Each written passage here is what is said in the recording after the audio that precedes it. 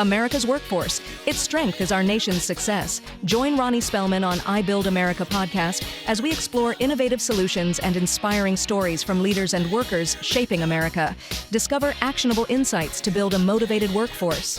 I build America. Welcome to the I Build America podcast. We have Crystal Odom-McKinney. Welcome. Thank you. Thanks for having me. So you're the National Director for Easterseals. Yes. And Easterseals is such a big brand name. It's been around since the early 1900s. What is it that you do? And tell us about Easterseals. Yes. Well, first, thank you for having me. A little bit about myself. I'm a national director. That's my role at Easterseals.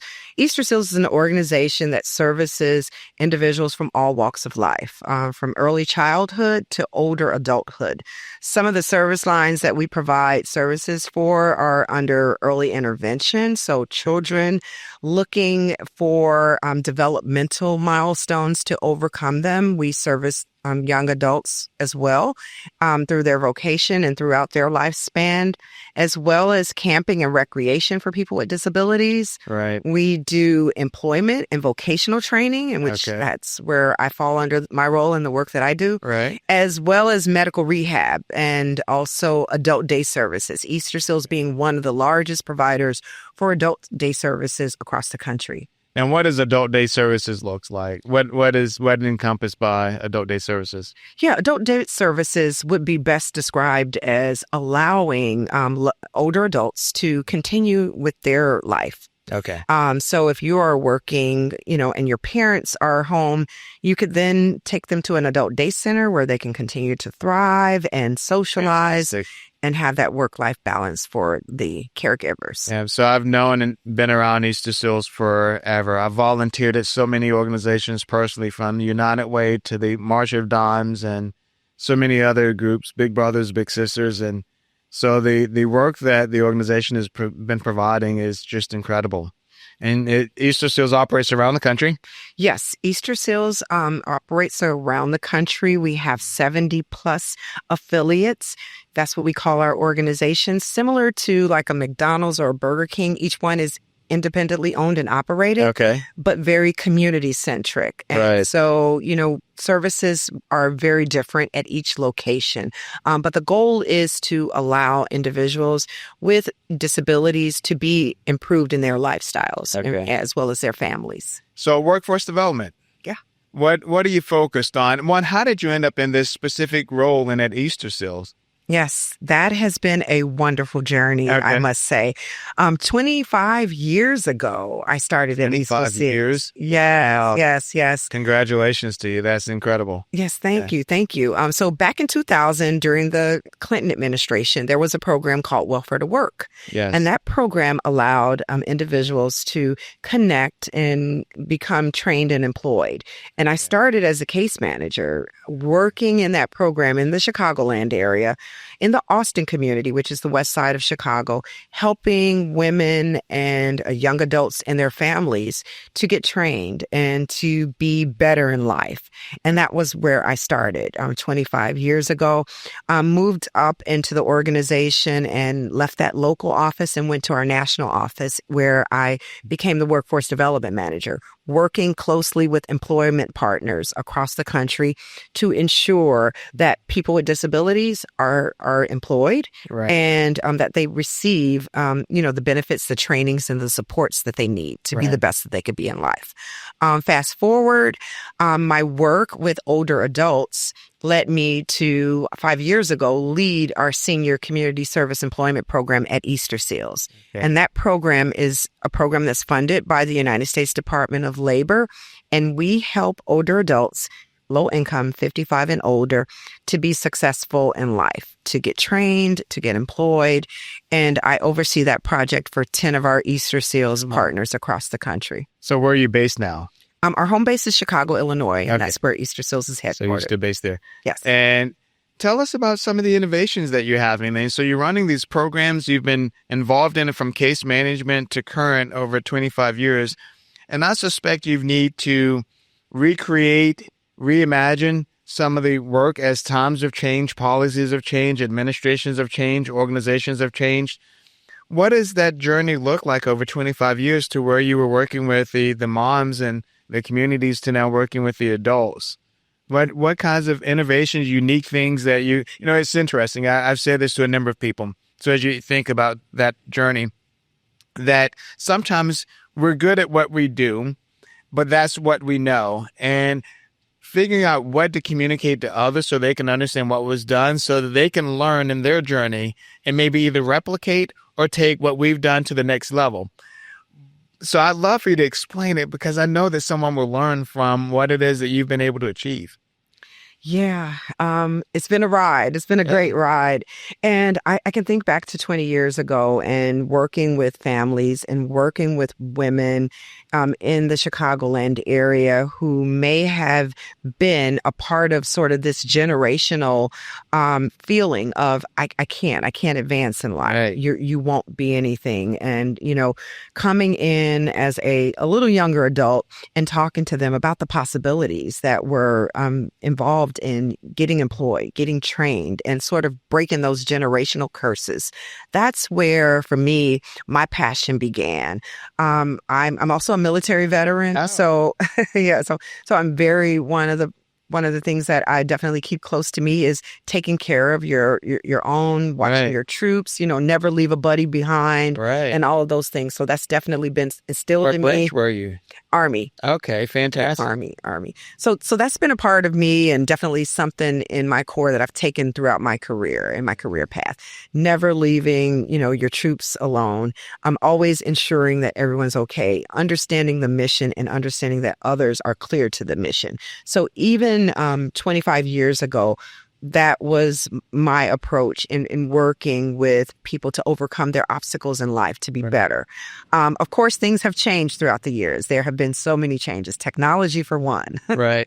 I can think about using smartphones and how they used to be, and then advancing to the Blackberries and the others with the stylus. Remember those? Right. And then advancing to iPhones and technology. What have we had to do each time? We had to pivot. We had to adapt. We had to adjust. But we also have people there that can help us throughout the way. Right. Right now I work with older adults, and we do a lot around technology and teaching older adults how to be better with technology.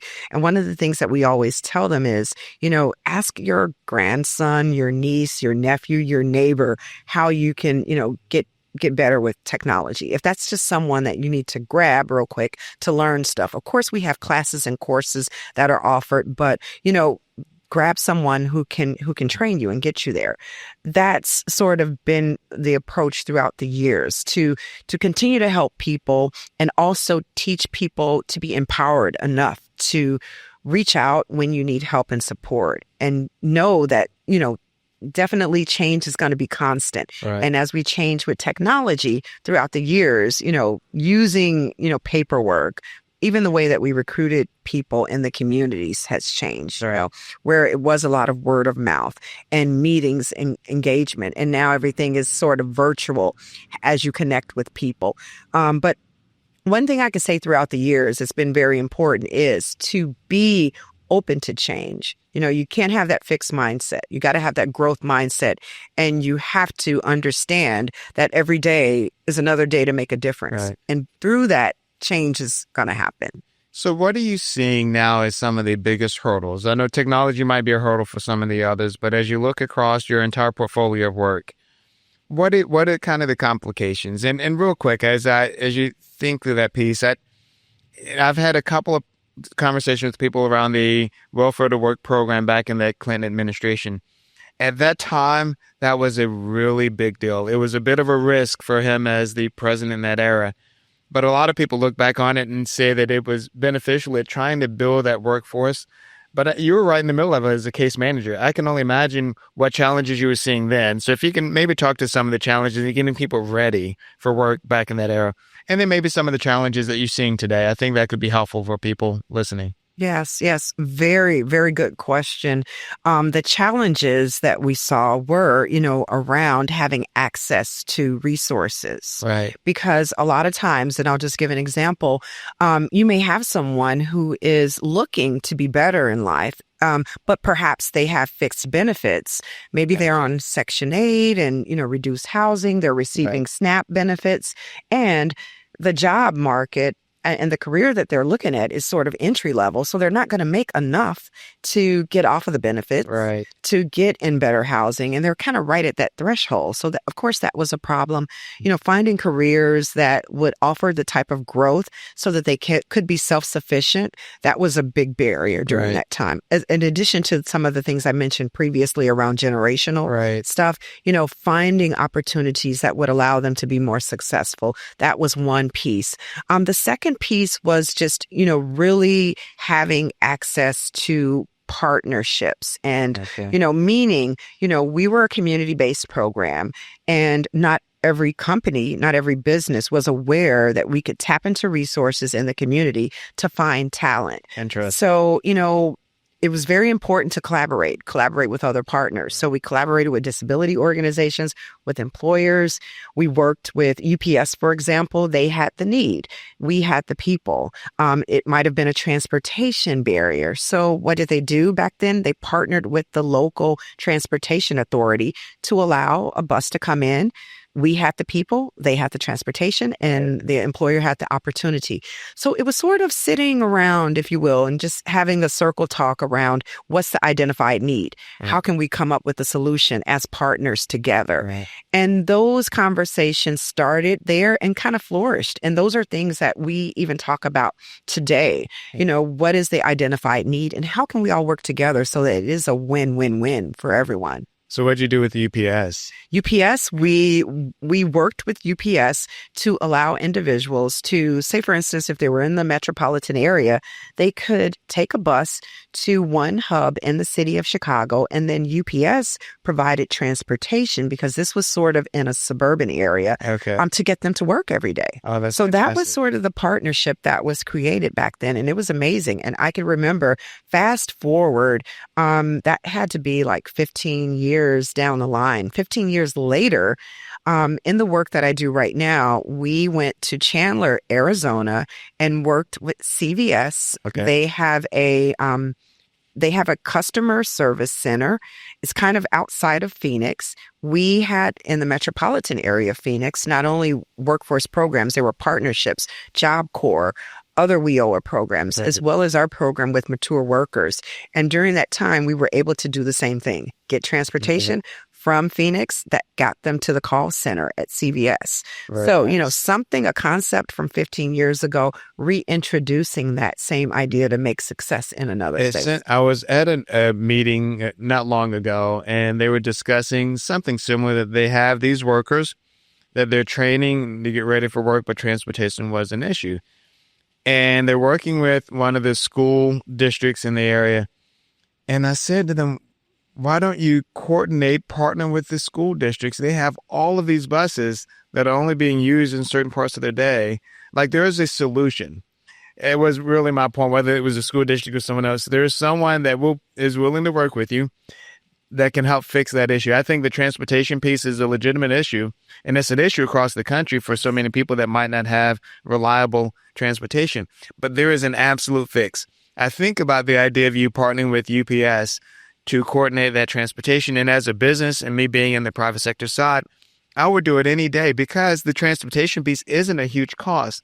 I need workers. Yes. And if I have to provide transportation from a strategic location to get them to that final destination, then that's what I'm going to do. So it's neat that you were able to build that partnership and you all were able to vet solutions that worked. And then it sounds like you replicated in Chandler, Arizona, you mentioned. Yes, definitely. Yeah. Rinse and repeat. Yeah. Right. So it was a solution. It was an identified need and we got together. But, having the types of partnerships and the alliances that you can have those discussions with. And a lot of times as workforce development professionals, we have to remember that we can be the ally on both sides. Right. We can talk about the best interest from the job seeker's perspective as well as the employer. And we can also have really honest conversations because we want it to be successful. Right. We definitely do. So what are you seeing today? And today's era, like as you mentioned, so much has changed from technology. 20-something years ago when I built the recruiting program at a company, we were still placing newspaper advertisements in the big papers, the Philadelphia Inquirer and all over the country. And then it shifted pretty quickly to online. In fact, in 2016, I was working with an organization and recognized that they were still placing newspaper ads. Wow. And my thought was, who does that in 2016, 17? So we changed that pretty quickly. But so much has changed. What are you seeing today in your effort to match people with opportunities, whether it's transportation or the training and technology? What else are you seeing that you have to resolve? Well, the biggest thing, and I know it's probably been discussed a lot lately, is, the F word, funding. Okay. Having funding to fund programs that will support the needs of the job seekers, even to be around. And so that is something that is a part, we can change or we can't change. What do you do? So the way that we work to address that or to, combat that is to state the case. Those stories of impact, the stories, just as I've shared today about the benefits of the people that benefit from these programs in the area, the stories of, overcoming obstacles to be employed and, coming to this country and getting the skills and getting retooled. Maybe you were a social worker in your native country and you come here, you get the skills and you become successful in life right now. Right. Those are, definitely the challenges and the ways that we're kind of working through it. We're not talking about it. We're being very actionable and intentional.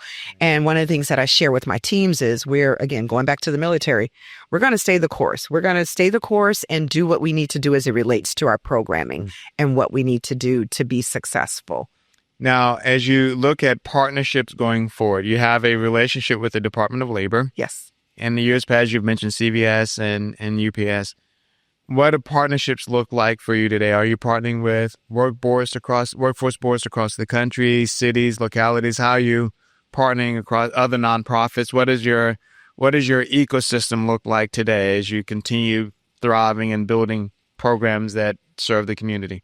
Yeah, it's huge. So if it was a visual like bubble, it would be a whole lot of mini bubbles in the middle because we have, everyone. We have employers, large employers, small employers. We have community partners, nonprofit partners, because we rely on them. We have governmental allies and entities, our local, our lawmakers on a local level, as well as a national level. Because when I talk about stories, we're telling those stories in Washington, D.C. Okay. Our Easterseals team was just there last week, as well as locally, because we know, as mentioned in some of the workshops this week, you could get a lot more time on a local level with your lawmakers there. We have other community partners that and employers that really want to go above and beyond. We have community colleges and technical centers that can help us too, because right now we're either coming in at an angle of, introducing ourselves and what we do. And that's kind of our coffee talk, as well as, okay, now how can we work together? Let's figure out a way that we can collaborate and be bigger and better. So as we talk about that ecosystem that is, resources are getting lower. It's just going to happen. You only have so much of a pot of money to do what you need to do. But we're working together to figure out how can we continue to be successful and improve the lives and the communities that we serve. So there is definitely strength in numbers. So we're bringing those numbers together. So a couple thoughts that I had. Well, one, if you don't mind me asking, how did you end up in the military? I grew up in a military community. One of my last officers was on a former Army base. How did you end up in the military? What took you in that direction? Sure. How I ended up in the military, I was in high school and the recruiters would come and, it was like, you can get out of class and get free lunch. So that's where I started, right? A lot of us. If you could skip a test, go take another test. But it started there as a student who as a reservist. I went to college and I also was an Army reservist. So I did the 1 weekend a month. My first school I attended was Alcorn State in Lorman, Mississippi. First historically Black college. I finished a year there and did my basic training at Fort Jackson, South Carolina, as well as my training as administrative. That was my MOS is 71 Lima. Okay. After that, I returned to college and I went to Tennessee State University in Nashville, Tennessee. And while there, I got my orders that I was deployed to Southeast Asia. And from December 1990 until June 1991, I spent 7 months. And my unit was a military police unit. Okay. So that was kind of my journey. I initially started just to kind of go through college and earn while I learned. That was kind of the logo back then. Right. So as a reservist, and my entire unit was deployed. And I think the military is such a great option for people. There's so much that you learn and discipline and exposure, getting people out of their communities and get to see the world in some cases. And so I often I didn't serve, but I often think that it would have been a good route for me at some point. So I was just curious at how that happened. And then how did you end up transitioning into casework? Yes. Well, I came back from the military, finished college, psych degree, came back home. My home base is Chicago. And while in Chicago, I started my journey in social services and working in the disability population, in working in specialized foster care with individuals throughout the city of Chicago. I did that for a couple of years. And during the time, my boss, he was sort of like the Phil Jackson of the Chicago Bulls analogy. Right. And he took us from that foster care organization to Easterseals. He was starting that welfare to work program, writing a grant. And so he brought us on over, 5 or 6 of us. So he was kind of our Phil Jackson. I wouldn't say who's the Michael Jordan, but he got us there. And so that's where my workforce development, that was my story. That was where it started. Now, if you had to provide guidance to workforce development professionals around the country, the U.S., what would you tell them about workforce development, not just from your journey? And I appreciate you indulging us in your background, because I think it puts in perspective and context your experience, your expertise. What would you tell those workforce professionals about their clients and how to engage the community and make sure that we're serving our people well and giving them access to opportunities and careers and jobs? But what would you tell them? What advice would you give them? Well, one bit of advice I would give workforce development professionals that are, in the career and getting in the career is to know your purpose. You will bring that energy and that your own approaches in the work that you do. And I think that applies with every bit of work, any industry, but particularly with workforce development, because we're not the profession like the social workers or counselors or, that type of super branded credential. Right. But definitely the work that we do is serving. It's serving the communities. It's making a difference. So, bring your own flavor, bring your own passion, but definitely be in it to change lives. It's definitely a ride, but it's a great ride because you're helping others. And how can people partner with you? Can the workforce boards partner with you? Are you looking for companies to partner with you? Who are you looking for next to be a part of this Easterseals effort? Yes.